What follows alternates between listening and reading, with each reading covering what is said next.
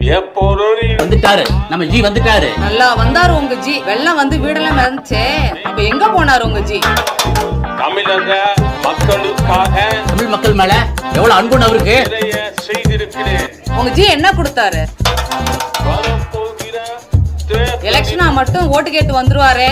இந்த வாட்டி இருக்கு அவருக்கு. அடச்சி காதுல பூரடியா ஃபர்ஸ்ட். நம் காதில் பூசுத்தி அவர்கள் வேண்டுமா?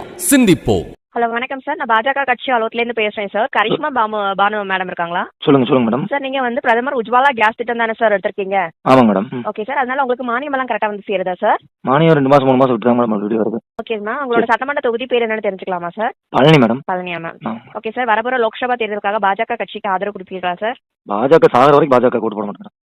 Okay sir. என்ன சார்? சாகர வரைக்கும் பாஜக ஓட்டு போட மாட்டேன் மேடம். Okay sir.